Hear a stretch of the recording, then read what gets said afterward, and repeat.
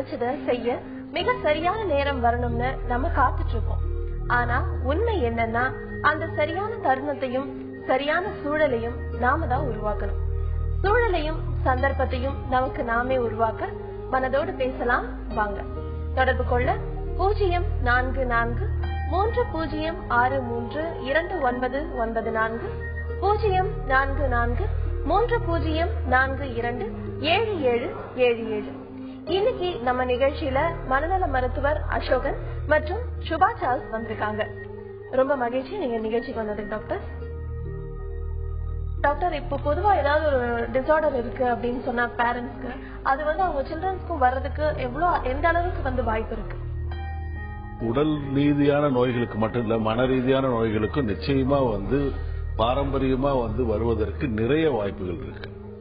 பொதுவா பாத்தீங்கன்னா ஒரு ஜெனட்டிக்காவே டிரான்ஸ்மிட் ஆகும். ஒரு டிப்ரெஷன் அம்மாவுக்கோ அப்பாவுக்கோ இருந்தா கண்டிப்பா மகனுக்கோ மகளுக்கோ வருவதற்கு அதிகமான வாய்ப்புகள் இருக்கு. ஒரு ஸ்கிசோஃப்ரெனியா என்று சொல்லக்கூடிய மனச்சிதைவு நோய் இருந்தாலும் அதேதான். ஜெனட்டிக்காக மட்டும் இல்ல, நர்ச்சர் அதாவது வளரும் விதத்துல தன்னுடைய அம்மாவோ அப்பாவோ ஒரு டிப்ரெஷன்ல எப்படி இன்டராக்ட் பண்றாங்க, எப்படி வாழ்க்கையில ஃபேஸ் பண்றாங்க, எப்படி ஒரு பிரச்சனை அணுகுறாங்க, பிரச்சனைகளோட எப்படி அந்த மனநோய் தாக்கத்துல இருக்காங்கன்றத குழந்தைகளும் அதை இம்பைப் பண்றாங்க. நாளைக்கு ஒரு பிரச்சனை வரும்பொழுது அம்மாவும் அப்பாவும் இப்படிதான் அதை மேனேஜ் பண்ணாங்கன்னு சொல்லக்கூடிய நிலைமையில அதே குழந்தைகள் அதை இம்பைப் பண்ணி திரும்ப ரிஃப்ளெக்ட் பண்றதுக்கும் வாய்ப்புகள் இருக்கு. சோ பாரம்பரியமாகவும் பழகிய விதத்திலையும் வளர்ந்த விதத்திலையும் மனநோய் அடுத்த தலைமுறைக்கு வருவதற்கு அதிக வாய்ப்புகள் இருக்கு. அடுத்ததா நம்ம கூட சென்னையில இருந்து ஷர்மிளா இணைப்புல இருக்காங்க. வணக்கம் ஷர்மிளா. ஹலோ, வணக்கம் ஷர்மிளா, சொல்லுங்கம்மா. எனக்கு கோபம் அதிகமா வருது. சரி. ஹலோ, சொல்லுங்க. அதிகமா வருது. சரி. அதனால என்னால தாக்கு பிடிக்கவே முடியல. என்னன்னே தெரியல, ரொம்ப கோபம் அதிகமா வருது. என்ன மாதிரி விஷயத்துக்கு கோபம் வருதுமா? ரொம்ப கோவப்படுறேன். அது என்னாலே சொல்ல முடியல. ரொம்ப அதிகமா கோவப்படுறேன். எல்லாரையும் திட்டுறேன், பேசுறேன். ஆனா எதுனாலும் எனக்கு தெரிய மாட்டேங்குது. ஆனா எல்லாரும் திட்டுறேன், அடிக்கிறேன், பேசுறேன் அதிகமா. அது என்னன்னு சொல்ல வர மாட்டேங்குது எனக்கு. அது எனக்கே தெரிய மாட்டேங்குது. எல்லாரும் திட்டுறேன், அம்மாவை பேசுறேன், அம்மா கஷ்டப்படுத்துறேன். ஆனா ரொம்ப திட்டிகிட்டே இருக்கிறேன். அது எனக்கே தெரிய மாட்டேங்குது. இது என்னன்னு டாக்டர்கிட்ட நான் பேசணும். அது நீங்க தான் சொல்லணும். சரிங்க டாக்டர் சுபா சார். இவங்களுடைய அடிக்கடி கோபம் வருகுது, எதுக்குன்னே தெரியல, நான் என்ன அறியாம பேசிடுறேன் அப்படின்னு சொல்றாங்க. இது பல நேரங்களில் இப்படி நடக்கும். ஏதாவது மனசுக்கு ஆழத்தில் ஏதோ ஒரு கவலையோ ஒரு கஷ்டமோ இல்லை ஒரு ஏமாற்றமோ ஒரு இரிட்டேஷனோ இது ஏதாவது ஒண்ணு இருந்ததுன்னா அவங்களுக்கு அந்த மனநிலை அமைதியா இருக்காது. அப்ப யாரும் எதுவும் ஒரு சின்ன ஒரு இரிட்டேட் பண்ணா கூட அவங்களுக்கு வெடிச்சிருவாங்க. கோபம் எரிச்சல் வந்துகிட்டே இருக்கும். சிலவங்களுக்கு மனசு ஆழத்தில் எண்ணங்கள் ஓடிக்கொண்டே இருக்கும். இதுவும் அவங்கள இரிட்டேஷன்ல வைக்கும். ஸ்கிசோஃப்ரெனியா ஆரம்பத்தில், அதாவது 14-15 வயதுகளில் டீனேஜ் பிள்ளைகள் ரொம்ப இரிட்டேட் ஆனா அம்மா அப்பாவை கூட அடிக்கிற அளவுக்கு, அம்மா அப்பாவை எதிர்த்து பேசுற அளவுக்கு, அது ரொம்ப ஒரு அளவுக்கு மேல் அதிகமா இருந்துச்சுன்னா உடனடியா மருத்துவத்தை கூட்டிட்டு போனோம். மூட் டிசார்டர்லயும் இருக்கும். அண்ட் இரிட்டேட்டட் டிப்ரெஷன் அப்படின்னு சொல்றாங்க, அந்த டைம்லயும் இருக்கும். சோ கோபம் அதிகமா வருது அப்படின்னா தங்களை மட்டும் பாதிக்காம இது மத்தவங்களையும் பாதிக்கும். ராமான தூக்கி அடிக்கிறாங்க, ரொம்ப இதா பேசுறாங்க, அக்ரெசிவா இருக்காங்க, அடிக்க போயிடுறாங்க அப்படின்னு சொன்னா உடனடியாக மருத்துவத்தை போய், மனநல மருத்துவத்தை போய் அதை காணிக்க. ஷர்மிளா, டாக்டர் சொன்ன மாதிரி நீங்க ஒரு நல்ல மனநல மருத்துவர் அணுகலாமா? என்ன காரணத்தினால உங்களுக்கு கோபம் வருது அப்படிங்கறது உங்களுக்கே தெரியாததுனால நீங்க கூடிய சீக்கிரமே ஒரு மருத்துவர் அணுகுனீங்கன்னா அதுக்கான காரணத்தை அவங்க கண்டுபிடிச்சு உங்களுக்கான ட்ரீட்மெண்ட்டை அவங்க கொடுப்பாங்க. அடுத்ததா திருப்பூர்ல இருந்து பால்ராஜ் நம்ம கூட இணைப்புல இருக்காரு. வணக்கம் பால்ராஜ். வணக்கம். வணக்கம் ரேவதி மேடம். வணக்கம். நான் அசோக் டாக்டர் கேட்கணுங்க. பால்ராஜ், 1 year ஆகுது ஆக்சிடரி கால் எடுத்துட்டோங்க டாக்டர். எடுத்துட்டோங்க. ஹலோ, சொல்லுங்க. அதுல இருந்து நமக்கு ஒரு நல்ல மன குழப்பங்கள், ஒரே ஒரு டென்ஷன். எந்த நேரம் நான் நைட்டு தூக்க வரலைங்க, இப்படியோ நம்ம சொல்ல முடியாத அளவுக்கு இருக்குங்க டாக்டர். உங்ககிட்ட பேசலாம், பல முறை இது பண்ணி பாக்குற முடிய மாட்டேங்குதுங்க. இதுக்கு வந்து கால் ஒரு செயற்கை கால் வச்சு கஷ்டமா இருக்கு நடக்கிறதுக்கு. ஏதாவது உறுப்புகள் மாத்திரம் சொன்னாங்க. ஃபர்ஸ்ட்ல வந்து உறுப்புகள் மாத்திரம் மாதிரி இந்த சதை 6 சதையும் கட் பண்ணி எடுத்துட்டாங்க. எந்த ஞாபகம் எனக்கு என்ன ஒரு செயல்பாட்டே மாறி வரணுங்க. செயல்பாடு எத்தனால மாறி மாறி போயிரு டாக்டர் அடிக்கடி. ஏதாச்சும் அப்படி ஒரு வாய்ப்புக்கு மருத்துவ ரீதிக்கு உறுப்பு மாற்ற ரீதி வரலாமா? என்னமோ 50 வயசு ஆச்சுங்க, நல்ல ஆரோக்கியமா இருந்தவங்க இந்த நோய் ஆச்சுங்க டாக்டர். சர்க்கரை உண்டாகும் அதெல்லாம் எதுவும் இல்லைங்க டாக்டர். சர்க்கரை பிரஸ் எதுவுமே இல்லை. வண்டியில போய் தொத்துறையில வந்து கால் கட்டாயிச்சு டாக்டர். எப்படி வண்டி பைக்ல போயிட்டு இருந்தாங்க. எது ஆசிரியம் இல்லை யாரு நானும் பையன் வீட்டுல 3 பேர் சேர போனோம். கொஞ்சம் ஃப்ரெண்ட் ஆரம்பிச்சு கால பிரேக் முடிஞ்சு 25 நிமிஷம் தொத்துணையில இருந்து கால் கட்டாயிடுச்சுங்க. மெடிக்கல் போயிருக்காங்க. அதுல இருந்து ஒரு மனசு என்னமோ எனத்தையோ பறி கொடுத்து இழந்து நம்ம எரியாதி எந்த நேரம் இப்படி டைம் கூட பாஸ் ஆக தெரியல டாக்டர். இப்படி இருக்கு உங்கள்கிட்ட பேசலாம், இந்த மனக்குள்ள ஒரு பிரச்சனை கிடைக்கும் எதிர்பார்த்துட்டே இருந்தாங்க. அது சூழ்நிலை இன்னைக்குதான் ஒரு கிடைச்சது டாக்டர். அதாவது நம்மளுடைய பிரச்சனை என்னன்னு பாத்தீங்கன்னா, பிரச்சனை வந்து நம்ம வந்து பிறக்கும் போதே வந்து பிரச்சனையோட இருந்தா அதுவும் வந்து வருத்தத்துக்குரிய விஷயமா இருந்தா கூட அந்த வருத்தத்தை விட அதிக வருத்தம் என்னன்னா பிரச்சனைகள் இல்லாமல் நடுவுல வந்து பிரச்சனை வரும். நீங்க வந்து அது வரைக்கும் நல்லா வந்து அழகா பைக்கை ஓட்டிட்டு இருக்கீங்க, அதுக்கப்புறம் கால் எடுக்கப்பட்டிருக்கு. நீங்க வந்து மற்றவர்கள் முன்னிலையில நம்ம வந்து எப்படி நம்ம வெளிப்படுத்த முடியும், மற்றவங்க பார்ப்பாங்களா, நம்ம வந்து யூஸ்வலா நம்ம பேர் கூட வந்து நமக்காக மட்டுமல்ல அடுத்தவர்கள் நம்மை வந்து ஒரு அடையாளப்படுத்துவது, சமூகத்துல நம்ம வந்து நம்மளை அடையாளப்படுத்துற விஷயம் இருக்குல்ல, அது வந்து நமக்கு ஒரு சிரமமான ஒரு விஷயமா இருக்கும். ஒரு பிரச்சனைக்கு அப்புறம் இந்த இழந்த கால்களை விட்டு விட்டு நான் வந்து எப்படி போய் மற்ற இடத்துல வந்து சமூகத்துல ஒரு ஒன்றி இருக்க முடியும்ன்றது ஒரு வேதனைக்குரிய ஒரு விஷயம்தான். இருந்தாலும் செயற்கை கால்கள் நீங்க வைத்துக் கொள்ளுங்களேன், அது ஒன்றும் தெரியறதுக்கு ஒன்றும் வாய்ப்பு இல்லை. நீங்க பாத்தீங்கன்னா நிறைய பேர் வந்து செயற்கை கால்கள் வச்சிருக்காங்க. வெளியில நீங்க வந்து மொபைலைஸ் ஆகுங்க. வீட்டுக்குள்ளே நீங்க வந்து ஒரு அடைந்து கிடக்கும் பொழுது, அதாவது ஒரு அமைதியா ஒரு அடக்கமா ஒரு இடத்துல இருந்து இருக்கும் பொழுது நீங்க பாத்தீங்கன்னா அதுக்கு அடுத்து வர்றது மனசு குழப்பமா யாருக்குமே. நம்ம வந்து ஒரே இடத்துல வந்து நிரந்தரமா தங்கிவிட முடியாது. நினைவுகள் மட்டுமல்ல, நம்முடைய உடம்பும் மனதும் ஒரே இடத்துல ஒரே சம்பவத்துல தங்கிவிட முடியாது. ஒரு நதி மாதிரி போய்கொண்டு இருக்கிறோம். நதி வந்து திரும்பி வருவது கிடையாது. குளம் தான் வந்து ஒரு ஸ்டாக்னேஷன் மாதிரி ஒரு இடத்துல நிற்கும். நீங்க அந்த இடத்துல நிக்கிறீங்க. இதை தாண்டி வாங்க. அடுத்தவங்களுக்காக வந்து வாழ்க்கை கிடையாது. உங்களுடைய வாழ்க்கை மற்றவர்களுடைய சான்றிதழுக்காக நீங்க வருத்தப்பட வேண்டாம். ஒரு செயற்கை கால்களோட மற்ற மனிதர்கள் எந்த அளவுக்கு வந்து வெளியில வந்து சமூகத்துல சுமூகமா புழுங்குறாங்களோ அந்த அளவுக்கு வாங்க. ஒரு பிரச்சனை இருக்காது. உங்களுக்கே உங்களை பற்றிய மதிப்பீடுகள் சரியா இருக்கும், வருத்தம் சரியா இருக்கும். முதல்ல நீங்க வெளில வாங்க சார். பால்ராஜ், டாக்டர் சொன்ன ஆலோசனைகளை எடுத்துக்கோங்க. உங்களுக்கு கால் இழந்தது ரொம்பவே வருத்தமான வேதனையான விஷயம்தான். ஆனா செயற்கை கால்களை பொறுத்துக்கிட்டு நீங்க எல்லாரும் போல வாழறதுக்கு நீங்க முயற்சி பண்ணீங்கன்னா நிச்சயமா உங்களால முடியும். அடுத்ததா சென்னையில இருந்து பெயர் சொல்ல விரும்பாத ஒருத்தர் நம்ம கூட இணைப்புல இருக்காங்க. வணக்கம். ஹலோ, சொல்லுங்கம்மா. எனக்கு நான் தூங்கலாம் அப்படின்னு ட்ரை பண்ணும் போது படுத்து கண்ணை மூடணும்னா சம்பந்தமே இல்லாத விஷயம்லாம் என் மனக்கண்ணில் வருது. அதுவும் இல்லாம நான் எனக்குள்ளேயே பேசிக்கிட்டே இருக்கேன். நான் அது ஏன்னு தெரியல. நான் விருப்பப்பட்டுதான் பேசணும்னு இல்ல, சாதாரணமாவே அந்த பேச்சு எனக்கு வந்துகிட்டே இருக்கு. இது ஒரு மனவியாதியா இருக்குமா இல்ல அப்படின்ற ஒரு குழப்பம் இருக்கு. சரி, தூங்க ட்ரை பண்ணும் போதுதான் அப்படின்னு இல்ல, நான் சாதாரணமா உட்காந்துட்டு வேலை செஞ்சுட்டு இருக்கும் போதோ ஏதோ ஒரு வேலை செஞ்சுட்டு இருந்தா கூட அந்த பேச்சு எனக்குள்ள வந்துட்டு இருக்கு. அது டெய்லி நடக்கிற பேச்சா கூட இருக்கலாம், இல்ல சம்பந்தமே இல்லாம ஏதோ ஒரு காட்சிகள் அது மாதிரி வந்துட்டே இருக்கு. இது மனநோயா இருக்குமா அப்படின்னு தெரியல. எனக்கு ஒரு வித பயம் இருந்துட்டே இருக்கு. வயசாகுதுமா? எனக்கு 30 வயசு ஆகுது. திருமணம் ஆயிடுச்சா? ஆயிடுச்சு, ஆனா குழந்தை இல்ல இன்னும். ஏற்கனவே டிப்ரெஷன்லக்காக நான் டாக்டர் ஷாலினி கிட்ட ட்ரீட்மெண்ட் எடுத்தேன். இப்போ அவங்க குழந்தைக்காக ட்ரை பண்ண சொன்னதால அவங்க வர வேண்டாம் அப்படின்னு சொல்லிட்டாங்க. அதனால இப்ப நான் போகாம இருக்கேன். ஆனா இந்த பிரச்சனை எனக்கு கல்யாணம் ஆகிறதுக்கு முன்னாடியிலே இருந்திருந்தது. இந்த மனசுக்குள்ளேயே பேசிட்டு இருக்கிற விஷயம் அது என்ன எதனாலன்னு தெரியல. அவங்க ஒன்னும் இல்ல, ஏதோ கவலையில இருக்கதால அப்படின்னு சொல்றாங்க. பட் எனக்குள்ள ஒரு பயம் இருந்துட்டே இருக்கு. இன்னமும் அது தொடர்ந்துகிட்டே இருக்கிறதால அதுக்கு என்ன பண்றது என்ன தெரியல. சரிங்கம்மா. டாக்டர் சுபா சான்ஸ் இவங்களுடைய பிரச்சனை சரி. அதாவது நைட்டு தூங்கும் போதும் பகல்ல முழிச்சு இருக்கும் போதும் அவங்களுக்கு அவங்க காதுல ஏதோ பேசுற மாதிரி கேக்குது, இல்ல இது மனசுக்குள்ள பேசுற மாதிரி இருக்குதா, இல்ல வெளியே இருந்து இது கிளியரா கேக்குதாமா உங்களுக்கு? இல்ல, மனசுக்குள்ள நானே பேசிட்டு இருக்கேன், எனக்கு நல்லா தெரியுது.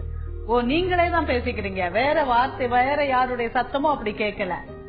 இல்ல, நானே தான் பேசிட்டு இருக்கேன். இருக்கேன். நீங்களே உங்களுக்குள்ள பேசிக்கிறீங்க? ஆமா. தனிமையா இருக்கும்போது பேசிக்கிறீங்களா இல்ல எல்லாரும் சேர்ந்து இருக்கும்போது நீங்க பேசுறீங்களா? இல்ல இல்ல, இப்ப நான் உங்ககிட்ட சொல்றேன் இல்லீங்களா, இதே மாதிரி கூட நான் சொல்ற மாதிரியான உணர்வு இருக்கு. ஏற்கனவே முன்னாடி சொல்ற மாதிரி அப்படின்னு. ஓ சரி, அது உங்களுக்கு வித்தியாசமா தெரியுது. இது நார்மல் இல்லன்னு தெரியுது. ஆமா. சரி, யூசுவலா தனக்கு தானே பேசுவது ஒரு மிகவும் சாதாரணமான செயல். சின்ன குழந்தைகள்கிட்ட இது பார்க்கலாம். பிள்ளைகள் வளர்ந்து ஒரு 12 வயசுல கூட நான் பார்த்திருக்கிறேன். செல்ஃப் பிளே இல்ல தனக்கு தானே பேசுகிறது ரொம்ப சகஜம். வயதானவர்கள் தனக்கு தானே பேசுகிறது சகஜம். அது மாதிரி ரொம்ப ஒரு போர்டான வேலை, இப்ப சைக்கிள் ஓட்டிக்கிட்டே போவாங்க, தனக்கு தானே பாடிக்கொண்டு இருப்பது போல பேசிக்கொண்டு இருப்பது கூட சில வேளை சகஜம்தான். ஆனாலும் உங்களுக்கு ஒரு உள்ளுணர்வு இது சரியில்லை, சம்திங் ராங் அப்படின்னு சொல்றதுனால நீங்க ஒரு மனநல மருத்துவரை பாத்துருங்க. அது எதுக்கு இந்த சத்தம், இது ப்ராப்ளத்தினால வருதா, இது வியாதி மனநோயுடைய ஆரம்ப நிலைகளில் உள்ள அந்த விஷயங்களா, இல்ல இது நீங்க ஆல்ரெடி ஒரு டிப்ரெஷன்ல இருந்தேன் அப்படின்னு சொல்றீங்க. சோ ஒரு மனநல மருத்துவத்தை போய் நீங்க நல்லா தெளிவா பாத்துருங்கம்மா, அது நல்லது. அம்மா, நீங்க டாக்டர் சொன்ன மாதிரி ஒரு மனநல மருத்துவரை அணுகுனீங்கன்னா உங்களுக்கு இந்த பிரச்சனை எதனால இருக்கு அப்படிங்கறத கண்டுபிடிச்சு அவங்க இதுக்கான தீர்வு சொல்லுவாங்க. அடுத்ததா விருதுநகர்ல இருந்து பெயர் சொல்ல விரும்பாத ஒரு பெண் நம்ம கூட இணைப்புல இருக்காங்க. வணக்கம்மா. வணக்கங்க. சொல்லுங்கம்மா, கொஞ்சம் சத்தமா பேசுறீங்களா? அதாவது எனக்கு ஒரே மகங்க. சரி. ஒரே மக. ஆனா அவங்களுக்கு வியாபாரத்துக்கு நிறைய பணம் கொடுத்துருக்கேன். அம்மா நீங்க சொல்லுங்க. அதாவது அவங்களுக்கு நிறைய பணம் கொடுத்துருக்கேங்க. நிறைய பணம் கொடுத்து பிசினஸ்க்கு வீடு வாங்குறதுக்கு நிறைய பணம் கொடுத்துருக்கேன்.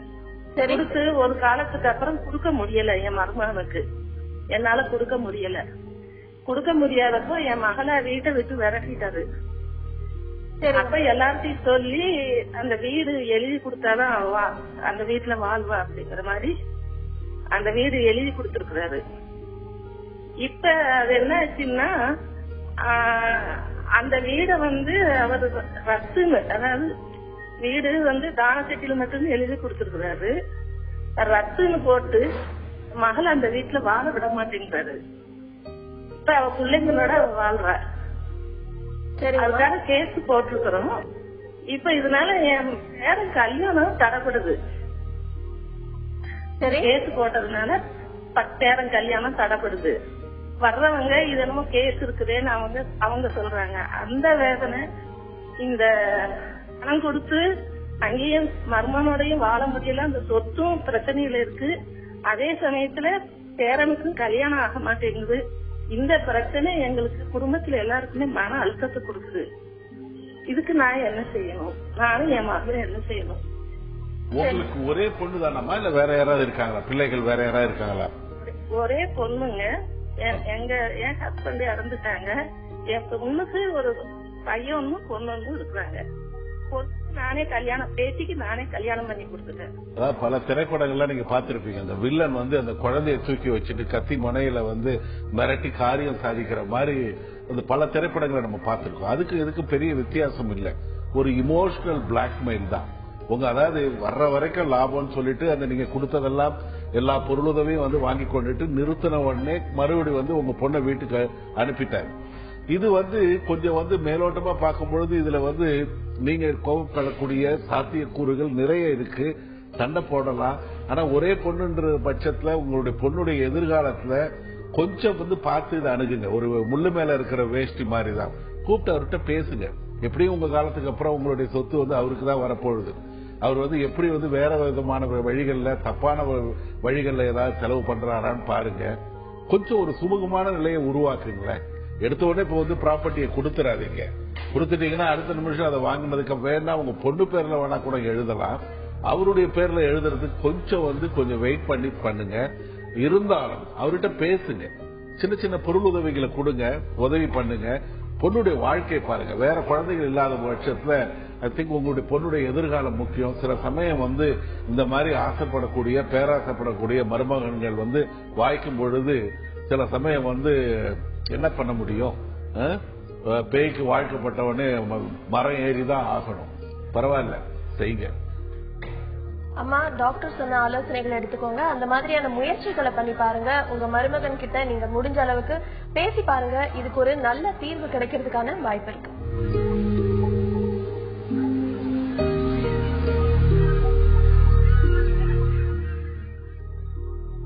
வானவில் தோன்றும் போது அதோட அழகு மட்டும்தான் நம்ம எல்லாருமே ரசிப்போம்.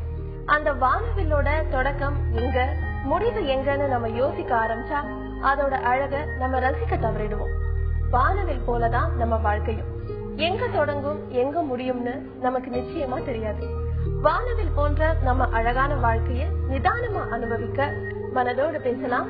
வாங்க, தொடர்பு கொள்ள 0443063294 044304227777. அடுத்ததா சேலம்ல இருந்து லாவண்யா நம்ம கூட இணைப்புல இருக்காங்க. வணக்கம் லாவண்யா. ஹலோ, வணக்கம். லாவண்யா பேசுறேன். சொல்லுங்க லாவண்யா. அசோகன் சார் கொஞ்சம் பேசணும் சார். இந்த மாதிரி மேரேஜ் ஆகி ஒரு 2-3 மந்த்ஸ் தான் சார் ஆச்சு. அதுக்கப்புறம் ஹஸ்பண்ட் வந்து பிசிக்கல் ரிலேஷன்ஷிப் சரியில்லை அப்படின்னு சொல்லிட்டு பயங்கரமா ப்ராப்ளம் ஆச்சு. அப்புறம் மாமா கிட்ட சொல்லி பேச சொன்னாங்க. அதுக்கும் அவங்க சரியா பதில் சொல்லலைங்க சார். அதுக்கப்புறம் மாமியாரும் நாத்தனாரும் ரொம்ப கொடுமைப்படுத்தாங்க. அது இல்லாம இப்போ ஒரு மேரேஜ் ஆகி ஒரு 2-3 மந்த்ஸ்லயே நான் ஒரு 10 days 15 days தான் அவங்க வீட்டுல இருந்திருக்கேன். அதுக்கப்புறம் வந்து இப்படியே ப்ராப்ளம் ஆயிட்டே இருந்துச்சு. நான் எங்க அம்மா வீட்டுக்கு வந்தேன். திரும்பி பேசி வச்சு நாங்க அமுச்சு வச்சாங்க. அதுக்கப்புறமும் அவர் கூட ஒரு ப்ராப்பரான ரிலேஷன்ஷிப் இல்ல. அவர் எதனால ரெசிஸ்ட் பண்றாரு, இன்னும் ஒரு 2-3 மந்த்ஸ் ஆகட்டும், இன்னும் ஒரு 4-5 மந்த்ஸ் ஆகட்டும் அந்த மாதிரி சொல்றாரு. இப்போ இந்த அளவுக்கு பண்ணிட்டு நான் எங்க வீட்டுக்கு வந்த வாட்டி இப்போ மாமாலாம் வச்சு பேசுறதுல எந்த ஒரு பதிலும் சொல்லாம அவர் பாட்டுக்கு டைரக்டா ஒரு பெட்டிஷன் மாதிரி கொடுத்திருக்காரு என் மேல. இந்த மாதிரி அந்த பொண்ணு வந்து கல்யாணம் பண்ணிட்டு இங்க வராம அவங்க அம்மா வீட்லயே இருக்காங்க அந்த மாதிரி சொல்லிட்டு, அதுவும் இல்லாம கவுன்சிலிங்க்கு வர சொல்லி கமிஷனர் ஆபீஸ்ல இருந்து கால் பண்ணாங்க சார் எனக்கு. இப்போ எனக்கு என்ன பண்றதுன்னு தெரியல. அதுக்கோசரம் தான் நான் கால் பண்ணிருக்கேன் சார். ரைட். லாவண்யா, உங்களுக்குள்ள பிசிக்கல் ரிலேஷன்ஷிப் எதுவுமே இல்லையா? ஒரு தடவை கூட இல்ல? ஒரு தடவை கூட இல்லன்னு சொல்ல முடியாது சார். 1 or 2 times இருந்தது, அவ்வளவுதான். ஒரு நான் கேக்குறேன்னு தப்பா நினைக்க வேணாம். ஒரு திருப்தியா இருந்ததா? ஒரு கம்ப்ளீட்டா இருந்ததா? முழுமையா இருந்ததா? அது அந்த ஒரு சாட்டிஸ்பாக்சனே இல்லைங்க சார். அது வந்து அவர் என்ன சொல்றாருன்னா, சும்மா எனக்கு பெயின் ஆகுது அந்த மாதிரி சொல்றாரு என் ஹஸ்பண்ட். அதாவது யூஸ்வலா பாத்தீங்கன்னா வந்து இந்த மாதிரி வந்து இது சொல்லும்போது அன்கன்சுமேட்டட் மேரேஜ்னு சொல்லுவோம். நீங்க வந்து ஏன்னா ஒரு பெட்டிஷன் கொடுத்திருக்காரு, கோர்ட் வந்து கமிஷன் ஆபீசர் கூட்டிருக்காங்க, கொஞ்சம் லீகலா போற ஒரு சாயல் இருக்கு. அன்கன்சுமேட்டட் மேரேஜ்ன்றது என்னன்னா பெனிட்ரேஷன் இல்லாததால அது வந்து அன்கன்சுமேட்டட். அதாவது ஒரு செக்ஸ்ன்றது வந்து இனிஷியேட் பண்றது மட்டுமல்ல, அந்த ஆக்டிவிட்டி முழுமையா இருக்கணும். ஒரு இரு ஆண் உறுப்பும் பெண் உறுப்பும் இணையணும். அதுதான் வந்து லா பிரகாரம் இம்பார்ட்டன்ட் சொல்லக்கூடிய ஒரு விஷயம். என்னன்னா அவர் மேல வந்து அவருக்கு பிரச்சனை இருக்கலாம், சாதாரணமா வந்து மன ரீதியா இருக்கலாம் அல்லது உடல் ரீதியா இருக்கலாம்.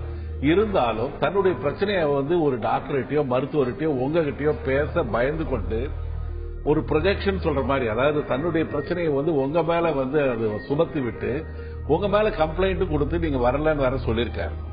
நீங்க வந்து அதாவது நான் என்ன சொல்றேன், இது ஒரு முடிவுக்கெல்லாம் வந்துடாதீங்க. சில சமயம் ஒரு ஆணுடைய மனது வந்து டால்ஸ்டாய் சொன்ன மாதிரி ஒரு போர்ல நடக்கக்கூடிய தோல்வியை கூட ஏற்றுக்கொள்ள முடியும். ஆனா ஒரு படுக்கை அறையில ஏற்படக்கூடிய சாதாரண சங்கடங்களை ஏற்றுக்கொள்ளக்கூடிய பக்குவம் ஒரு ஆணுடைய ஈகோவுக்கு கிடையாது. அதுல வந்து கொஞ்சம் எக்ஸாஜரேட்டா இவங்க ரியாக்ட் பண்ணுவாங்க. உங்க கணவரை புரிஞ்சுங்க, சாதாரண விஷயமா இருக்கலாம். ஒரு மருத்துவரை பாருங்க, கவுன்சிலிங் போங்க. ஏன்னா நீங்க வந்து அது வந்து சில சமயம் வந்து தன்னுடைய வேதனையை தன்னுடைய பிரச்சனையை மறைச்சிட்டு அடுத்தவங்க தான் பிரச்சனை இருக்காங்கன்னு சொல்றக்கூடிய ஒரு மனசுதான் ஆணுடைய அடிப்படையான மனசு. அது இந்த செக்ஸ் விஷயத்துல கவுன்சிலிங் போயிட்டு நீங்க வந்து அவருடைய பிரச்சனை தீர்க்க முடியுமான்னு பாருங்க. தீர்க்க முடிஞ்சதுன்னா மனசை விட்டு பேசுங்க. உங்க மேல ஒரு கம்ப்ளைண்ட் கொடுத்துட்டாங்கன்னு ஒரு கோபம் வேண்டாம். ஒரு ஃப்ரெண்ட்லியா வந்து மறுபடியும் அவர்கிட்ட நீங்க நேரா பேசுங்க. 3வது மனிதர்கள் வந்து அதிகமா அந்த பிரச்சனையை பெருசாக்குவாங்க. நீங்களே பேசுங்க.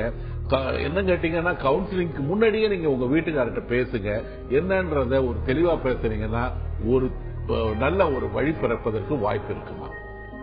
லாவண்யா, டாக்டர் சொன்ன விஷயங்களை எடுத்துக்கோங்கம்மா. நீங்க உங்க கணவர் கிட்ட மனம் விட்டு பேசுங்க. அதுக்கப்புறமா ஒரு கவுன்சிலிங்கும் போயிட்டு வந்துட்டீங்கன்னா உங்களுக்குள்ள இருக்கிற இந்த பிரச்சனை தீர்றதுக்கான வாய்ப்பு இருக்கு. அடுத்ததா பாண்டிச்சேரியில இருந்து கவிதா நம்ம கூட இணைப்புல இருக்காங்க. வணக்கம் கவிதா. ஹலோ, சொல்லுங்க வனிதா. வணக்கம் மேம். சொல்லுங்க, நீங்க எதை பகிர்ந்துக்க போறீங்க வனிதா? மேம், நான் ஒரு ஹேண்டிகேப் மேம். நானு எங்க வீட்டுல அம்மா, தங்கச்சி, நானும் 3 பேரும் ஹேண்டிகேப் நாங்க. சரிங்க. இந்த மாதிரி இருக்கனால வந்து சொந்தக்காரங்க வந்து இங்க ஒரு மாதிரியாவே ட்ரீட் பண்ணுவாங்க. எங்க அப்பா மட்டும் நல்லா பேசுவாங்க, நல்லா இது பண்ணுவாங்க. எங்களை 3 பேரையும் மட்டும் கொஞ்சம் ஒதுக்கி வச்சே பாப்பாங்க. ஆனா அதுக்கு முன்ன வந்து நான் ரொம்ப ஃபீல் பண்ணுவேன். ஆனா இப்ப வந்து அவங்க முன்னாடி நான் நல்லா வாழணும். நாங்க அதுக்கு நான் நல்லா படிக்கணும், இதுக்கு படிச்சு பார்வை வைக்கணும், அதுக்கு நான் என்ன பண்ணணும் அப்படின்னு சொல்லிட்டு ஒரு குருவா வந்து எனக்கு நீங்க நல்ல ஒரு பதில் சொன்னேன் மேம். உங்களுக்கு என்ன வயசாகுது வனிதா? 29 மேம். சரிங்கம்மா. சுபா சார்ஸ் மேம், இவங்களுடைய அவங்க பேசுறது எனக்கு சரியா புரியல. அதாவது இவங்க படிச்சிருக்காங்க, இன்னும் கொஞ்சம் நல்லா படிச்சு வாழ்க்கையில முன்னேறணுமா? இவங்களை நம்பிதான் இந்த குடும்பம் இருக்குது. அவங்க வீட்டுல எல்லாருமே ஹேண்டிகேப் இருக்கிறாங்க. சரி, அழகான ஒரு உன்னதமான ஒரு ஆசை வச்சிருக்கீங்க, அது நிச்சயமா நிறைவேறும். நீங்க வந்து சிஸ்டமேட்டிக்கா மனச தளராம உங்க ஒரு நல்ல எண்ணத்தோட நீங்க நினைச்சுக்கிட்டு இருக்கீங்க. இது எந்த கஷ்டங்கள் வந்தாலும் நான் வந்து உடம்பு முடியாமல் இருக்கிற என்னுடைய குடும்பத்தையும் கூட பிறந்தவங்களையும் நான் முன்னேற்றுவேன் அப்படின்னு சொல்லிட்டு மனசுல ஒரு விடாத நம்பிக்கை, போக்கஸ் அப்படிம்பாங்க. போக்கஸ் அப்படின்னா நம்ம வாழ்றதுக்கு எல்லாருக்கும் ஒரு ஒரு விஷயத்த வச்சிருப்பாங்க. நான் ஏன் வாழ்றேன் அப்படின்னா என் குழந்தைகளுக்காக, நான் ஏன் வாழ்றேன்னா எங்க அப்பா அம்மாக்காக அப்படின்ட்டு ஏதாவது ஒண்ணு வச்சிருப்பாங்க. அதே மாதிரி நீங்க ஒரு நல்ல நோக்கத்தோட உங்களுடைய அம்மா, உங்களுடைய கூட பிறந்தவங்க அவங்க நல்லா இருக்கணும் அப்படின்னு சொல்லிட்டு நீங்க உழைக்கீங்க. எந்த வேலையினாலும் என்ன படிப்புனாலும் முழு மனசோட நீங்க ஈடுபட்டு அதை நீங்க சந்தோஷமா செய்யும் போது அந்த இதுல நீங்க ஒரு நல்ல நிலைமை அடையலாம். நீங்க நல்லா வருவீங்கம்மா, ஒன்னும் கவலைப்படாதீங்க. நல்லா நீங்க முயற்சி எடுத்து நீங்க செய்யுங்க. உங்க முயற்சிகள் எல்லாம் நல்லா ஒரு பிளெஸிங்கோட இருக்கும். வனிதா, நீங்க நினைக்கிற இந்த மாதிரி நல்லா படிச்சு நல்ல ஒரு நிலைமைக்கு வரணும் அப்படிங்கறதுக்கு ஏத்த மாதிரி உங்களுக்கு பிடிச்சமான விஷயத்தை எடுத்து நீங்க படிச்சீங்கன்னா நிச்சயமா நீங்க நினைச்ச மாதிரியான வாழ்க்கை உங்களுக்கு அமையும். அடுத்ததா பட்டுக்கோட்டையில இருந்து மணவாளன் நம்ம கூட இணைப்புல இருக்காரு. வணக்கம் மணவாளன். மனோகரன், சொல்லுங்க மனோ. ஒண்ணுமா, எனக்கு வந்து 54 வயசு ஆகுது. சரிங்க. பையன் வந்து 24 வயசு. சரி. ஹலோ, கேக்குது மனோ, சொல்லுங்க. என் பையனுக்கு வந்து 24 வயசு. போன வருஷம் ஜூலை 17ஆம் தேதி ஒரு ஆக்சிடென்ட்ல வந்து எக்ஸ்பயர்ட் ஆயிட்டான். சரிங்க. அதுல இருந்து எனக்கு மிஸ்ஸஸுக்கு ரொம்ப மனசுல வந்து ஏண்டா வாழ்றோம் அப்படிங்கிற மாதிரியான ஒரு எண்ணம். அதுல இருந்து நாங்க எப்படி மீள்றது அப்படிங்கறது எங்களுக்கு ரொம்ப இன்னமும் எங்களுக்கு புதிரா இருக்கு. கோயில்களுக்கு எல்லாம் போறது இல்ல, சாமி மேல இருந்த நம்பிக்கையும் போயிடுச்சு. இன்னொரு பையன் ஒருத்தன் இன்ஜினியரிங் பண்ணிக்கிட்டு இருக்கிறான், 3rd year பண்ணிக்கிட்டு இருக்கான். சரிங்க. அது எப்படி நாங்க வந்து இதுல இருந்து விடுபடுறதுங்கிறதுக்காக தான் உங்கள்கிட்ட போன் பண்ணோமா. சரிங்க. நிஜமான ஒரு வருத்தம் சார். அதாவது நீங்க பாத்தீங்கன்னா நலன் தமயந்திய பிரிஞ்சது ஒரு பெரிய விஷயம் கிடையாது, ராமன் சீதையை பிரிஞ்சது கிடையாது. தசரதனுக்கு வந்த புத்திர சோகம் தான் இருக்கிற சோகத்திலே தலையாய சோகம் கூட ஒரு கருத்து உழவுது. அதாவது தனக்கு கொல்லி போட வேண்டிய ஒரு மகனுக்கு நான் கொல்லி போட வேண்டிய நிலைமை வரக்கூடிய ஒரு தகப்பனுடைய மனசு இருக்குல்ல, அது வந்து நிச்சயமா வந்து ஒரு எந்த ஆறுதலுக்கும் அப்பாற்பட்ட ஒரு விஷயம். ஒவ்வொரு நிமிஷமும் ஒரு நரக வேதனையா இருக்கும். என்னுடைய மகன் வந்து அங்க நிக்கிற மாதிரி இருக்கும். அந்த இழப்பு வந்து அவர் ஈடு செய்ய முடியாத ஒரு இழப்பு. ஒரு வயதான பெற்றோர்களுடைய இழப்பு கூட ஒரு சமயத்துல நம்ம சமாதானமாகி வயசாயிடுது, ஏதோ ஒரு திடீர்னு இறந்தா கூட சில சமயம் வந்து ஏதாவது ஒரு காரணத்தை சொல்லிடலாம். பட் இந்த ஒரு விஷயத்துக்கு எந்த காரணமும் வந்து சொல்ல முடியாது, மனசு சமாதானமாகாது. உங்களுக்கே வந்து ஒரு நம்பிக்கை வந்து கடைசி நம்பிக்கைன்றது கடவுள்ன்ற மாதிரி சில கருத்து நிலவுது. அந்த கடவுளை கூட பிடிக்காத அளவுக்கு நீங்க வந்து ஒரு வெறுப்பு விரக்தியின் எல்லையில இருக்கிறீங்க. இது ஒரு நிஜமான ஒரு விஷயம் தான். இதுக்கு வந்து இங்க ஒரு சாதாரணமா நாங்க ஒரு கிரீஃபா சொல்லுவோம். அந்த மௌனிங் ப்ராசஸ் 1 வருஷம் இருக்கும். இது வந்து அதாவது அந்த வலி எடுத்தாலும் அழுது புரண்டாலும் அந்த அம்மா தான் பிள்ளைய பெக்கணும்னு அந்த கிராமத்துல ஒரு சொலவடை உண்டு. அந்த மாதிரி இதுக்கு மாத்திரைகள் வேண்டாம். இதுல இருந்து நீங்க மெல்ல மெல்ல வாங்க. ரொம்ப அதிக அளவுல வருத்தம் இருந்து ரொம்ப அளவில் உங்களுடைய செயல்திறனை பாதிச்சு தூக்கம் வராம மற்ற விஷயங்களும் முடியலாத பட்சத்துல கொஞ்சம் மாத்திரை தேவைப்பட வேண்டியிருக்கும். நீங்க முதல்ல வெளியில வாங்க. அதாவது இந்த உலகத்துல புனரபி ஜனனம் புனரபி மரணம் தான். ரொம்ப தருமனை பார்த்து கேட்கும் பொழுது உலகத்திலே ரொம்ப ஒரு பெரிய ஒரு அதிசயம் என்னன்னு சொல்லும் பொழுது, எது பெரிய அதிசயமான விஷயம் சொல்லும் பொழுது தருமர் சொன்ன விஷயம் என்னன்னா, ஒரு பிணத்துக்கு பின்னாடி எல்லோரும் அந்த இறந்தவனை பற்றி பேசிக் கொண்டிருக்கிறார்கள். இவர்கள் என்னமோ எல்லாம் வாழ்நாள் முழுவதும் இவங்க இறவாமல் இருப்பார்கள் நினைக்கிறார்கள். அதுதான் ஒரு அதிசயம். இறப்புன்றது எல்லாருக்கும் வர்றது. ரொம்ப துரதிருஷ்டவசமா உங்களுக்கு பெரிய அளவுல வந்திருக்கு. இதுல இருந்து நீங்க வெளியில வரணும். தூக்கம் இல்லாத பொழுது, துக்கம் உங்களை பாதிக்கும் பொழுது கொஞ்சம் மாத்திரைகள் நீங்க ஒரு சாப்பிடணும்னு நான் விரும்புறேன். மனோ, டாக்டர் சொன்ன மாதிரி நீங்க உங்களுக்கு இருக்கிற இந்த வருத்தம் ரொம்பவே கஷ்டமான ஒரு விஷயம் தான். உங்களுடைய மகனை நீங்க இழந்திருக்கீங்க. தூக்கம் வராத சமயங்கள்ல சில மாத்திரைகளை மருத்துவரோட ஆலோசனைப்படி எடுத்துக்கோங்க. உங்களுக்கு இன்னொரு மகன் இருக்கிறதா சொன்னீங்க. அவருடைய வாழ்க்கையை பார்த்துட்டு நீங்க உங்க முதல் மகனை இழந்ததை பத்தி கொஞ்சம் கொஞ்சமா மறக்க ஆரம்பிச்சா ரொம்ப உங்களோட வாழ்க்கை நல்லா இருக்கும். அடுத்ததா திருச்சியில இருந்து ராஜலட்சுமி நம்ம கூட இணைப்புல இருக்காங்க. வணக்கம் ராஜலட்சுமி. வணக்கம்மா. நான் சுபா சேலஸ் நடத்திட்டு பேசணும் மேடம். பேசலாமா? சொல்லுங்க மேடம். ரொம்ப உங்கள்கிட்ட பேசணும்னு எனக்கு ரொம்ப நாளா ஆசை மேடம். கொட்டி திருத்தி விடு தோழி ப்ரோக்ராம்ல இருந்து பாத்துட்டு இருக்கேன். எனக்கு உங்கள்கிட்ட பேசணும்னு எனக்கு ரொம்ப ஆசை மேடம். எங்க வீட்டுல ஹஸ்பண்ட் அவங்க ரொம்ப நல்லவங்க தான். ஏன்னா ஒவ்வொரு சின்ன விஷயத்துல கூட என்னை ரொம்ப கட்டாயப்படுத்துற மாதிரி இருக்கு. அதாவது இப்ப என் தங்கச்சிக்கு ஜுவல்லுக்கு ஜாஸ்தி போட்டாங்க. அதாவது என் கல்யாணம் ஆகி எனக்கு 25 வருஷம் ஆகுது. எனக்கு அவரை ரொம்ப பிடிக்கும், ரொம்ப ரொம்ப பிடிக்கும் எனக்கு அவரை. சிஸ்டுக்கு ஜாஸ்தியா ஜுவல் போட்டாங்க, உன்னை ஏமாத்திட்டாங்க, உனக்கு ரொம்ப பிடிக்கல அப்படின்ற மாதிரி சொல்றாங்க. அது இல்லாம ஒரு அம்மா வீட்டுக்கும் இவங்களுக்கும் கொஞ்சம் இந்த மாதிரி சின்ன சின்ன பிரச்சனைகள் தான். ரொம்ப பெரிய பிரச்சனைகள்லாம் ஒண்ணும் இல்ல, எல்லாமே சின்ன சின்ன பிரச்சனைகள் தான். அதாவது எனக்கு ஆறுதலுக்கு இவர் அடிக்கடி ரொம்ப கோவப்பட்டு சத்தம் போட்டு இது பண்றதுனால ஆறுதலுக்காக நான் எங்க அப்பா கிட்ட எல்லா விஷயமும் சொல்லுவேன். அதாவது சின்ன சின்ன விஷயங்கள் தான் எல்லாத்தையும் சொல்லுவேன். ஆனா அதை அப்படியே கொஞ்சம் கொஞ்சமா கொஞ்சம் இதாயிடுச்சுன்னு வச்சுக்கோங்க. இதை நீங்க இவ்வளவு வருஷம் கழிச்சு இன்னப்பெல்லாம் கேட்க கூடாது, வைக்க கூடாதுன்னு நான் சொன்னேன். அது இதனால 2 பேத்துக்கும் ஒரு சுமூக உறவு இல்லாத மாதிரி பிரச்சனைகள் வந்துருச்சு. இப்ப நான் எங்க வீட்டுக்கு நான் போகணும்னு நினைச்சேன்னா நீ போன்னு தான் சொல்றாங்க. ஆனா அதாவது அவர் சொல்ற நேரத்துல நான் போகணும் அப்படிங்கிற மாதிரி எல்லாம், அதாவது ஒரு கட்டாயப்படுத்துற மாதிரி இருக்கு. அவரு சொல்றதான் நான் கேட்கணும், நான் சொல்றது எல்லாமே கரெக்ட், நீ அதுக்கு தகுந்ததான் என்னது சொல்லி கட்டாயப்படுத்துறாரு. அதாவது அம்மா வீட்டு இப்ப போகணும்னு வச்சுக்கோங்க, நான் அவர் சொல்ற நேரத்துலதான் நான் போகணும். என்ன மேடம் நீங்க அவர் சொல்ற நேரத்துலதான் நீங்க போகணும் அப்படி சொல்றாரா? ஆமா. அதாவது இப்ப எனக்கு வேலை இருக்குங்க, இன்னைக்கு வேண்டாம், நான் என்னோட சௌரியம் சரி இன்னைக்கு எனக்கு வேலை இருக்குங்க, இன்னைக்கு நான் போகல, எனக்கு முடியறப்ப வசதியப்ப போய்க்கிறேன், என்னால பஸ்ல எல்லாம் போக முடியாது, நான் ஆட்டோல போய்க்கிறேன் வைக்கிறேன்னாக்கா இது காசு ஜாஸ்தி ஆகும், அதுக்காக இதுல போலாம் அப்படிங்கிற மாதிரி எல்லாம் சொல்றாங்க. இது மாதிரி அதாவது ஒரு சின்ன சின்ன விஷயங்கள் தான். இப்ப என் பையனுக்கு பேர் வச்சது கூட பாத்தீங்கன்னா என்கிட்ட சொல்லாமே போய் பேரை மாத்திட்டு வந்துட்டாங்க. என் பையன் இப்ப வேலைக்கு போறான், இருந்தாலும் அந்த ஒரு இது எனக்கு இன்னும் மனசுலயே இருந்துகிட்டே இருக்கு. நம்ம சொன்ன பேரை வைக்காம நம்ம அம்மா அப்பா சொன்ன பேரு நம்ம அது இத்தனைக்கும் அவர்கிட்ட கேட்காம நாங்க பேர் வைக்கல. பேர் நாங்க சொல்லிதான் அவர்கிட்ட கேட்டுட்டு தான் வச்சோம். அத இவரா போய் அவங்க அம்மா சொன்னாங்கன்னு சொல்லிட்டு மாத்தி ரெஜிஸ்டர் பண்ணிட்டு வந்துட்டாங்க. இன்னமும் எனக்கு அவங்க சொல்ற பேரை கூப்பிடுறதுக்கு எனக்கு மனசு இல்ல. அது மாதிரி அதாவது சின்ன சின்ன விஷயங்கள் தான். அதனால எனக்கு அவரை ரொம்ப ரொம்ப பிடிக்கும், என்னை ரொம்ப நல்லாவும் பாத்துக்கிறாங்க. அதாவது அது ராஜலட்சுமி, நீங்க எதை கேட்க விரும்புறீங்கன்னு கொஞ்சம் தெளிவா சொல்ல முடியுமாமா? அதான் அவர்கிட்ட நான் எப்படி இது பண்ணிக்கிறது எனக்கு ஒன்னும் புரியல எனக்கு. அதுதான் சரி. ஆமா, விட்டு கொடுக்கறது தானே அன்பு. எனக்கு அவரை ரொம்ப பிடிக்கும்.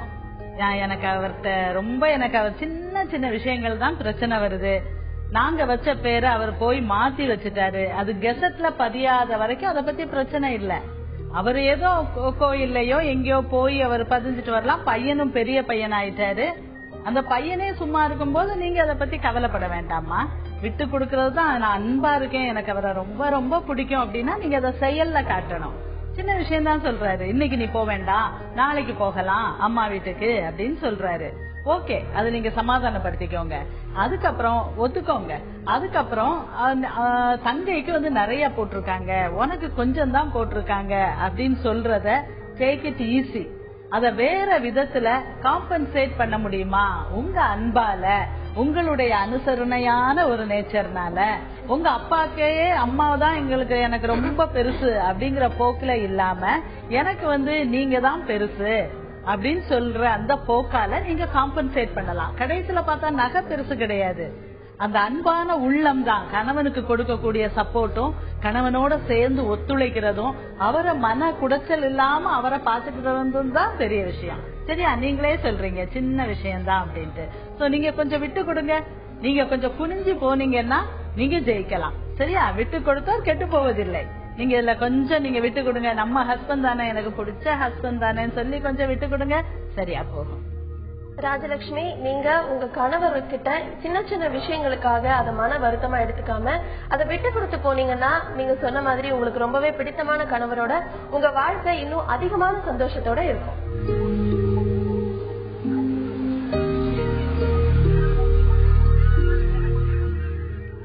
ஒவ்வொருத்தரோட வாழ்க்கையிலும் 2 நாட்கள் தான் ரொம்பவே முக்கியமான நாட்கள். ஒண்ணு இந்த உலகத்துல நாம தோன்றுற நாள், இன்னொன்னு நம்ம இந்த உலகத்துல தோன்றுனதுக்கு அர்த்தம் சேர்க்கிற நாள். நம்ம பிறப்பை அர்த்தம் உள்ளதாக்கி சிறப்பிக்க மனதோடு பேசலாம் வாங்க. தொடர்பு கொள்ள 0443632994 0443427777. அடுத்ததா சத்தியமங்கலத்திலிருந்து சிவகுரு நம்ம கூட இணைப்புல இருக்காரு. வணக்கம் சிவகுரு. வணக்கம் மேடம். சொல்லுங்க சிவகுரு. மேடம், எனக்கு மேரேஜ் 10 மாசம் ஆச்சு மேடம். சரிங்க. மேடம், அப்புறம் பாத்தீங்கன்னா என்னோட ஒய்ஃப் என்னோட கஷ்டத்தை புரிஞ்சுக்கல மேடம். என்ன கஷ்டம்? என் கஷ்டத்தை புரிஞ்சுக்காம என்னோட இப்ப வீடுக்கு கல்யாணம் ஒரே மாசத்துல நடந்தது மேடம். சரி. ரெண்டுமே ஒன்னா நடந்ததுனால கொஞ்சம் கல்யாண கடனும் இருந்தது, வீட்டு கடனும் இருந்தது மேடம். சரி. ஆனா அந்த குடும்பத்துல இருந்து வந்த பொண்ணு என்னை புரிஞ்சுக்கவே இல்லைங்க. என்னோட சம்பளத்துல நான் அந்த கடனை கட்ட வேண்டியது இருந்தது, அப்பாவும் நானுமே. இருந்தாலும் என் கையில எல்லாமே நீங்க கொடுக்கணும், அப்பா அம்மாவை கவனிக்க கூடாது, நீங்க அங்க தனியா வரணும்னு சொல்லி ஒரே ஒரு மாசத்துல தனியா போக சொல்லி பிடிவாதமா போய் அவங்க அம்மா வீட்டுல உட்காந்துருக்கு மேடம். சரிங்க. அவங்க அம்மா பாத்தீங்கன்னா அந்த பொண்ணு சொல்றதா டெய்லியுமே கேட்பாங்க. அப்படி இருந்தா நீ வான்னு தான் சொல்லுவாங்க தவிர்த்து அது என்கிட்ட எதுவுமே பேசவும். சரி. அவங்க அம்மா சொல்றது, அவங்க அம்மா இங்கே இருந்துக்கணும், அங்க போக வேண்டாம் அப்படின்னு சொல்லுவாங்க. எனக்கு கூப்பிட்டு நீங்க இங்கே இருந்துக்காங்க, இங்கே ஒரு வேலை பார்த்து வீடு எடுத்து தர்றோம், நீங்க இங்கே தனியா வாடகை கொடுத்து இங்கே இருந்துக்காங்க அப்படின்னு சொல்லுவாங்க. நான் சொன்னேன், நான் இருக்கிறது ஒரே ஒரு பையங்க, அப்படி நான் இருக்க முடியாதுங்க, அப்பா அம்மாவும் கவனிக்கணும், ஒய்ஃபும் கவனிக்கணும் அப்படின்னு சொன்னா, இல்ல நீங்க இங்க இருங்க, பொண்ணு சொல்றதா கரெக்ட், அவங்களுக்கு ஒன்னும் வயசு இருக்குது இல்ல, இப்ப அவங்க தனியா சம்பாரிச்சு அவங்க சாப்பிட்டு அப்படின்னு சொல்லிதான் சொல்றாங்க மேடம். இப்போ அவங்களுக்கு ஒரு வேலை கிடைச்சிச்சு மேடம். அந்த வேலைக்கு என்னை நீங்க இவ்வளவு செலவு பண்ணணும் அவ்வளவு செலவு பண்ணணும்னு சொல்லி என்னை கூப்பிட்டே இருக்கிறாங்க மேடம். என்னால முடியல. ஆனா இருந்தாலும் அவங்க அம்மா அந்த பிள்ளைய 5 மாசம் எனக்கு கூட வாழ்றதுக்கே விடல இன்ன வரைக்கும். அந்த பிள்ளை என்னை புரிஞ்சுக்கவே இல்லை மேடம். அந்த பிள்ளை இப்ப திடீர்னு நினைக்கிறதுனா என் கூட வாழ்றதுக்கு, இவரு கூட வாழ்றதுக்கு விருப்பமில்லை, எனக்கு என்ன செஞ்சாரு, அவங்க அம்மாவுக்கு தான் செய்யறாரு, அப்பா செய்யறாருன்னு சொல்லிட்டு அவங்க பேசுறது இல்லை. அப்பா அம்மாவை கவனிக்க கூடாது மேடம், நீங்க மட்டும் வாங்க, நான் மாசம் 2000 ரூபாய் உங்களுக்கு கொடுத்துடலாம், நீங்க சம்பாதிக்கிறது நான் சம்பாதிக்கிறது வச்சுதான் தனியா தான் இருக்கணும் அப்படிங்கிறாங்க. சிவகுரு, நீங்க எதை கேட்க விரும்புறீங்கன்னு சொல்ல முடியுமா சிவகுரு? அந்த பொண்ணு எனக்கு புரிஞ்சுக்கவே முடியல மேடம். இது அசோகன் சார் என்ன இதுக்கு விட சொல்லுவாருன்னு எனக்கு தெரியல. சரி. அதாவது நம்மளுடைய திருமண வாழ்க்கையில ஒரு கணவனும் மனைவியும் இவங்களால வர்ற பிரச்சனைகளை விட 3வது மனிதர்களால் வரக்கூடிய பிரச்சனை தான் அதிகமா இருக்கு. சில சமயம் ரொம்ப பெரிய சப்போர்ட் கூட இருக்கிறது கூட ஆலமரத்துக்கு கீழே எதுவுமே வளராதுன்னு சொல்லுவாங்க. சின்ன சின்ன பிரச்சனைகள் வரும்பொழுது ஒரு அம்மா வீட்டுக்கு வந்த பொண்ணை ஒரு தாய் கொஞ்சம் அட்வைஸ் பண்ணி திரும்ப அனுப்பணும். பெரிய அளவுல உங்ககிட்ட பிரச்சனை இல்ல, கொஞ்சம் கடன் தொல்லைகள் இருக்கு, உங்களுக்கு சில கமிட்மெண்ட்ஸ் இருக்கு, இது ஒன்றும் பெரிய விஷயம் இல்லை, உங்களுக்கும் உங்க மனைவிக்கும் இடையே எந்த உறவு பேதமும் இல்லை. ஆனா எப்படியாவது ஒரு தனி குடித்தனம் நடத்தணும் அல்லது மாமியார் வீடோட என்னுடைய வீட்டுக்கார் வரணும்ன்ற ஒரு ஆசை உங்களுடைய மனைவிக்கு உருவாக்கப்பட்டு இருக்கலாம். அது ஒரு மாமியார் மூலமா அல்லது மாமனார் மூலமா உருவாக்கப்பட்டிருக்கலாம். நீங்க கொஞ்சம் பேசுங்க, எனக்குன்னு சில கடமைகள் இருக்கு, நான் அதை கவனிச்சுட்டு மறுபடியும் உங்களையும் வந்து கவனிக்கிறேன், பொதுவா வேணா நான் இருக்கிறேன், இப்போதைக்கு என்னால முடியாதுன்னு உங்க மனைவி கிட்ட பேசுங்க. நீங்க வந்து அதாவது எய்தவனை இருக்க அம்பை நோவான்ன்ற மாதிரி இதெல்லாம் வந்து பாத்தீங்கன்னா உங்களுடைய மாமியார் அல்லது மாமனார் அல்லது மூணாவது மனிதர்களால ஏற்படக்கூடிய சில கோளாறுகள். உங்க மனைவி கிட்ட நேரா பேசுங்க. இது வந்து என்ன பண்ணுவோம், இந்த கணவன் மனைவி கூட இருக்கிற கருத்து வேறுபாடுகள் வந்து பொதுவா நம்ம வந்து சம்பந்தப்பட்டவர்கிட்ட பேச மாட்டோம். சாட்சிக்கு வந்தவங்க, வேடிக்கை பார்க்க வந்தவங்க கிட்ட பேசி அவங்க இல்லாத பலூன்லாம் பெருசா ஊதி கடைசியில வந்து பிரியிற நிலைமையில கொண்டு வந்து விட்டுடுவாங்க. எல்லாருக்குமே வந்து தான் சொல்லும் கருத்து, தான் சொல்ல வேண்டிய விமர்சனங்கள் எல்லாமே வந்து கவனிக்கப்பட வேண்டிய ஒரு நிலைமையில அடுத்தவருடைய உறவு எந்த நிலைமைக்கு மோசமானாலும் பரவாயில்லை அப்படின்ற ஒரு எண்ணத்துலதான் எல்லாருமே செயல்படுறாங்க. உங்க மனைவி கிட்ட பேசுங்க, தெளிவா விஷயத்தை வந்து விளக்கமா பேசுங்க.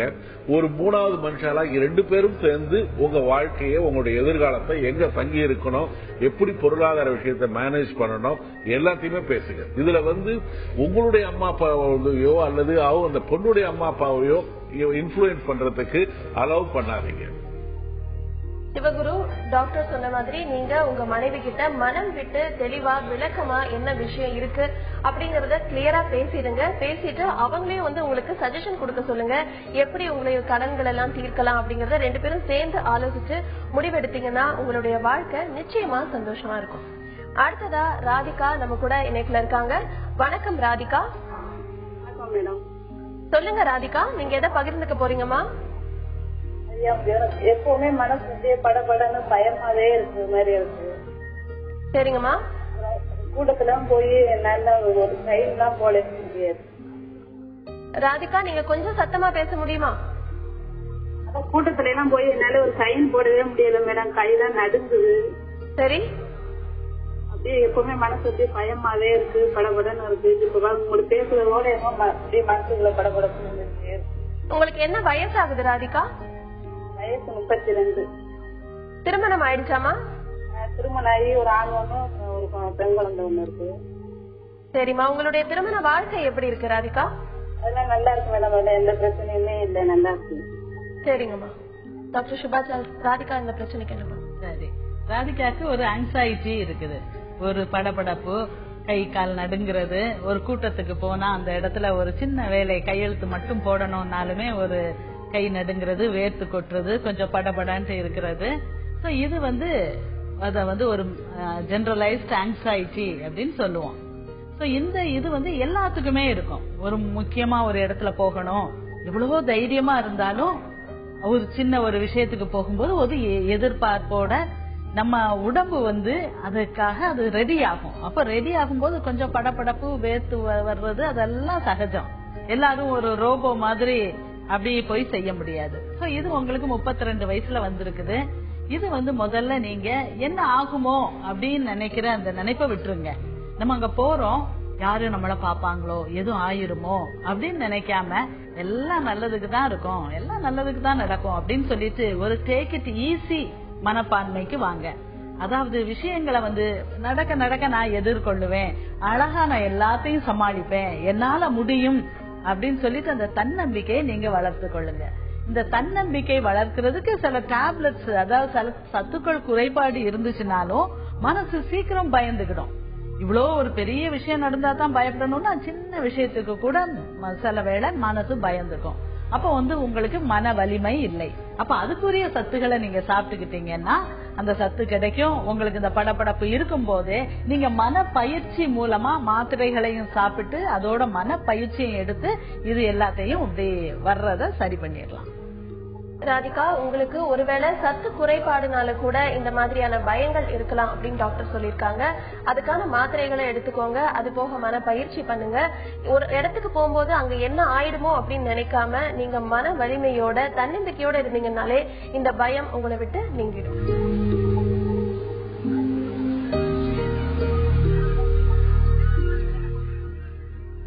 நம்மளோட வாழ்க்கை கோலம் போடுற மாதிரி இருக்கிற எல்லா புள்ளிகளையும் சரியான விதத்துல இணைச்சாதான் அந்த கோலம் முழுமை பெறும். இல்லைன்னா அந்த கோலம் அலங்கோலம் ஆயிடும். வாழ்க்கையில இருக்க எல்லா கால புள்ளிகளையும் சரியாக இணைக்க மனதோடு பேசலாம் வாங்க. தொடர்பு கொள்ள 0443632994 0443427777. அடுத்ததா ஈரோட்ல இருந்து தனலட்சுமி நம்ம கூட இணைப்புல இருக்காங்க. வணக்கம் தனலட்சுமி. தனலட்சுமி வணக்கம் சார். சார் வணக்கம் சார். எங்க வீட்டுக்காரருக்கு 60. சொல்லுங்க மேம். சொல்லுங்க சொல்லுங்க தனலட்சுமி, கேக்குதுமா? எங்க வீட்டுக்காருக்கு 63 வயசு ஆகுதுங்க. சரி. எனக்கு 50 வயசு ஆகுதுங்க. சரிங்கம்மா. எனக்கு 50 வயசு ஆகுதுங்க. எனக்கு 2 பொண்ணு தான், 2க்கும் கல்யாணம் ஆயிடுச்சுங்க. சரி. 2 கல்யாணம் ஆயிடுச்சு. எங்க பெரிய பொண்ணு எங்க அண்ணன் முட்டு பையனுக்கே கொடுத்துட்டோம், அது அப்படியே இருக்குது. சின்ன பொண்ணு கல்யாணம் பண்ணி கொடுத்து அது வந்து வீட்டோட இருக்குதுங்க, அது சரியில்லைன்ட்டு. இவரு என் மேல ரொம்ப வந்து பயங்கர டார்ச்சர் பண்றாருங்க. உன் பேச்சுதான் உன் பிள்ளைங்க கேக்குது, எதுக்கு எடுத்தாலும் என்னை குற்றம் சொல்லிட்டே இருக்கிறாருங்க. ரொம்ப டார்ச்சர் பண்றாருங்க, என்னை ரொம்ப பேசுறாரு. நானும் எவ்வளவோ பொறுத்து போயிட்டேங்க. எனக்கு கல்யாணம் ஆகி 35 வருஷம் ஆகுதுங்க சார். நான் சொல்லி பாத்துட்டேன், நீங்க வாங்க நானும் வரேன், டாக்டர்கிட்ட போலாம் வாங்க, இப்படியே பேசுறீங்களா, என்னால முடியலீங்கன்னு சொல்லி பாத்துட்டேன். இப்ப பிள்ளைக்கு ஒரு குழந்தை இருக்குதுங்க, பொட்ட பிள்ளை. அதையும் வச்சுக்கிட்டு ரொம்ப எனக்கு பணம் 2000 கொடுங்க சாப்பாட்டுகள் அப்படின்லாம் கேக்குறாருங்க. இந்த மாதிரி எல்லாம் டார்ச்சர் பண்றாருங்க. எனக்கு ரொம்ப செத்து போயிடலாம்னு நினைக்கிறேங்க. ஆனா என் குழந்தைக்கு ஆதரவு இல்லாத போயிருந்தேன்னு ரொம்ப கஷ்டமா இருக்குதுங்க சார். ஏதாவது அவருக்கு ஏதாவது டாக்டர்கிட்ட கூப்பிட்டாலும் வர மாட்டேங்கிறாருங்க. என்னது டார்ச்சர்? டார்ச்சர்னா என்னது? அது சந்தேகப்படுறாரா? வரமாட்டேங்கிறாரு. எனக்கு நீங்க தான் ஏதாவது சந்தேகப்படுறாராமா? என்னங்க சார்? சந்தேகப்படுறாரா உங்களை? எல்லாத்துக்குமே சந்தேகப்படுறாருங்க சார். தவறா பேசுறாரா உங்களை? ஆமாங்க சார், ஆமாங்க சார். அப்படி எல்லாத்தையும் என்ன? ஆமாங்க சார். ஆமா, அதாவது கண்டபடி பேசுறாருங்க, வாயில கெட்ட வார்த்தை தான் வருதுங்க. கண்டிப்பா கண்டிப்பா. அதாவது நீங்க பாத்தீங்கன்னா முதுமைன்றது நம்பிக்கைகளுடைய இலையுதிர் காலம். உடல் ரீதியா சில சமயம் வந்து ஒரு தொய்வு ஏற்படும், மன ரீதியா தொய்வு ஏற்படும், ஒரு உடல் பிரச்சனைகள்லாம் வர ஆரம்பிக்கும், நம்பிக்கை எல்லாம் வந்து தொலைய ஆரம்பிக்கும், காது கேட்கறது கொஞ்சம் குறையும், கண் பார்வை கொஞ்சம் குறையும், மூட்டு வலி இருக்கும், மொபிலிட்டி கொஞ்சம் குறையும், சின்ன சின்ன தன்னை பற்றிய மதிப்பீடுகள் கூட குறைவதற்கு வாய்ப்பு இருக்கும். ஒரு இல்லற வாழ்வுல கூட சில சமயம் வந்து சரியா ஈடுபட முடியாம தனக்கு வந்து முடிவு வந்து எடுத்துன்ற அந்த ஒரு எண்ணம் கூட சில சமயம் வந்து சந்தேக விதைகளை வந்து அவருடைய மனசுல விதைப்பதற்கு வாய்ப்பு இருக்கு. பொதுவா பாத்தீங்கன்னா 4 விதமான பிரச்சனை வந்து முதுமை காலத்துல மன ரீதியா வரும். ஒண்ணு வந்து ஒரு வருத்தம், 2வது வந்து ஒரு முதுமை வந்து மறதி நோய்ன்ற ஒரு டிமென்ஷியா, 3வது வந்து ஒரு டெலீரியம் கூடிய ஒரு மாறுபட்ட ஒரு தாறுமாறா தன்னை மறந்த நிலையில இருக்கிறது, அது ஒரு ஹாஸ்பிட்டல்ல இருக்கிற மாதிரி நிலைமையில வரும். 4வதா நீங்க சொல்ற டெலூஷன் டிசார்டர் கூடிய ஒரு சந்தேக மனநோய். சந்தேக மனநோய் வந்து பாத்தீங்கன்னா அதுக்கு வந்து ஒரு விதமான இலக்கணங்களை மீறிய விஷயம், மரபு கவிதை மாதிரி இல்ல, அது ஒரு புது கவிதை மாதிரி இருக்கும். யார வேண்டுமானாலும் எவ்வளவு மோசமான ஒரு நினைத்து பார்க்க முடியாத உறவு முறைகளை கூட சந்தேகப்படக்கூடிய நிலைமையில இருப்பாங்க. தன்னை பற்றி பேசுகிறார்கள், தன்னை பற்றி கமெண்ட் அடிக்கிறாங்க, தன்னை ஃபாலோ பண்றாங்க, தன்னுடைய மனைவி வந்து ஒரு சின்ன ஒரு ஆண் குழந்தையோட பேசினா கூட அதையும் ஒரு தப்பா பார்க்கக்கூடிய நிலைமை வந்து வரும். இது வந்து அவருக்கு வந்து அந்த சூழ்நிலைகள் வந்து தவறுதலா புரிந்து கொள்ளக்கூடிய மனநிலைமை இருக்கு. 2வது அவரை பற்றிய ஒரு தாழ்வு மனப்பான்மை இருக்கு. 3வது இதையே நினைத்துக் கொண்டு சரியா தூங்காம இருக்கக்கூடிய உடல் பிரச்சனைகளை அதிகப்படுத்திக் கொள்ளக்கூடிய வாய்ப்புகள் இருக்கு. கண்டிப்பா ஒரு மினிமம் அளவுல மருந்துகள் சாப்பிடணும், முதல்ல தூங்கணும், நம்பிக்கையான நிலைமையில இருக்கணும். அவரை வந்து திரும்பி அவர் சந்தேகப்பட்டு ஒரு தாறுமாறா பேசி உங்களை திட்டம் பொழுது மறுபடியும் ரியாக்ட் பண்ணாதீங்க. ரொம்ப நான் சொல்றது ஈஸியா இருக்கும், எல்லாருக்குமே வந்து ஒரு லெவல்ல பாத்தீங்கன்னா நம்மளும் வந்து எல்லாருமே வந்து ஒரு மண்புழு கூட ரியாக்ட் பண்ணும் போது மனிதர்கள் நாம வந்து திரும்ப வந்து சொல்ல ஆரம்பிப்போம். அது வேண்டாம். யூஸ்வலா அந்த சந்தேக நோய் இருப்பவர்களுக்கு வந்து திரும்ப பேசுனீங்கன்னா அது கொஞ்சம் நெருப்புல எண்ணெய் ஊத்துற மாதிரி ஆயிடும். பரவாயில்ல, ஒரு குழந்தை வந்து சமயத்தில் அடிக்கும் போது நம்ம அதை எப்படி தாங்கிக் கொள்வோமோ அந்த மாதிரி ஒரு வயது முதிர்ந்த குழந்தையுடைய சந்தேக நோய்க்காக உங்களை விட்டு கொடுங்க. கொஞ்சம் மருந்து மாத்திரைகள் கொஞ்சம் குறைந்த அளவுல சாப்பிட்டா தூங்குவதற்கு, அந்த சந்தேகத்திற்கு சாப்பிட்டால் நன்றாக இருக்கும். அவசியம் இவருக்கு ட்ரீட்மெண்ட் நீங்க கொடுக்க வேண்டிய கட்டாயத்துல இருக்கிறீங்க. இப்ப எனக்கு வந்தாலும் நான் வரமாட்டேன், யாராவது என்ன போர்ஸ் பண்ணி தான் கூட்டு போகணும். கண்டிப்பா கூட்டு போங்க, ஏன்னா அப்பதான் உங்க வீட்டுல நிம்மதி கொஞ்சம் நிலவும். தனலட்சுமிமா, டாக்டர் சொன்ன ஆலோசனைகள் எடுத்துக்கோங்க. உங்களுடைய கணவரை நீங்க கட்டாயப்படுத்தியாவது மருத்துவர்கிட்ட கூட்டிட்டு போனீங்கன்னா இந்த பிரச்சனை தீர்றதுக்கான வாய்ப்பு இருக்கு. அடுத்ததா திருச்சியில இருந்து பாஸ்கர் நம்ம கூட இணைப்புல இருக்காரு. வணக்கம் பாஸ்கர். வணக்கம் மேடம், டாக்டர் பேசுறேன் மேடம். சொல்லுங்க பாஸ்கர், நீங்க எதை கேட்க விரும்புறீங்கன்னு கொஞ்சம் சுருக்கமா சொல்லிடுங்க. என் தங்கச்சிக்கு 35 வயசு ஆகுது மேடம். சரி. அவங்க எதிர்மறையாவே சிந்திக்கிறாங்க. சரிங்க. கேஸ புடுங்கி விட்டு பொழிச்சு விடுறாங்க. அப்புறம் ஏசி ஒயரை புடுங்கி விட்டுறாங்க. சரி. இன்வெர்டர் ஒயரை புடுங்கி விட்டுறாங்க. எலக்ட்ரிக் சம்பந்தப்பட்ட ஏதாச்சும் நோன்றாங்க, அது வரலன்னா அருவாள் எடுத்து கொடுக்குறாங்க. எதா எதிர்மறையாவே திங்க் பண்றாங்க. எதுவுமே எல்லாம் நெகட்டிவாவே இருக்கு. சரிங்க. நைட்ல வந்து லேட் நைட்ல வருது. சொல்லுங்க பாஸ்கர், கேக்குது, சொல்லுங்க. அவங்க இதுக்கு ஒரு தீர்வு வேணும் மேடம். எதனால அந்த மாதிரி சிந்திக்கிறாங்கன்னு தெரியல. ஆனா எல்லாம் தெளிவா பேசுறாங்க எது கேட்டாலும். உங்க சகோதரிக்கு திருமணம் ஆயிடுச்சா? திருமணம் ஆகல மேடம். சரி. எவ்வளவு நாள் இந்த பிரச்சனை இருக்கு சார்? தொடர்ந்து இருக்கா? கொஞ்சம் ரொம்ப சுறுசுறுப்பா வேகமா பேசுறாங்களா? இல்ல சாப்பிட்டா பேசுறாங்க. எனக்கு இன்னும் கொஞ்சம் சில தகவல்கள் தேவைப்படுது, இருந்தாலும் சொல்றீங்களே. ஒரு பெண்மணி வந்து இந்த மாதிரி ஒயரை புடுங்கிறது இல்ல வந்து நெருப்ப கொளுத்துறது, இது வந்து 2 விதமான நோய்கள் இருக்கலாம். ஒண்ணு வந்து மனச்சிதைவு நோய் என்று சொல்லக்கூடிய ஒரு ஸ்கிசோப்ரீனியா இருக்கலாம். ஒரு சந்தேக மனப்பான்மையில, தன்னை மறந்த நிலைமையில, கொஞ்சம் மனம் பிறழ்ந்த நிலைமையில இந்த மாதிரி பண்ணுவதற்கு வாய்ப்பு இருக்கு.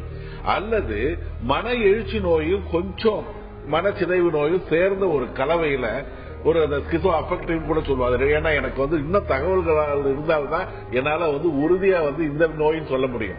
அந்த மன எழுச்சி நோயில கூட இந்த மாதிரி தன்னை பற்றி என்ன விளைவுகள் கவலைப்படாம ஒரு குழந்தை வந்து திடீர்னு வந்து பாம்பு பிடிக்கும் தெரியுங்களா, அதுக்கு பயம் இருக்காது.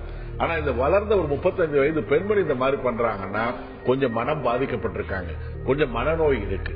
நெகட்டிவா திங்க் பண்றதுன்றது வேற. இவங்க வந்து இவங்களுடைய திங்கிங்கே கொஞ்சம் பிறழ்ந்து இருக்கு. நீங்க வந்து அவங்களுக்கு வந்து சிகிச்சை அளிக்க வேண்டிய நிலைமையில இருக்கிறோம். மாத்திரைகள் சாப்பிடணும். கொஞ்சம் ஒரு கன்டியூசிவா ஒரு நல்ல ஒரு சூழ்நிலையை ஏற்படுத்துங்க. அவங்க நெகட்டிவா திங்க் பண்ணல, மனம் மாறிய நிலைமையில என்ன திங்க் பண்றோம் அப்படின்றத உணராத நிலைமையில இருக்காங்க. அதனால நீங்க வந்து சிகிச்சை கொடுங்க, நிச்சயமா பிரச்சனைகள் வந்து தீர்க்கப்படும். பாஸ்கர், உங்களுடைய சகோதரிக்கு நிச்சயமா சிகிச்சை தேவைப்படுது அப்படின்னு டாக்டர் சொல்லியிருக்காரு.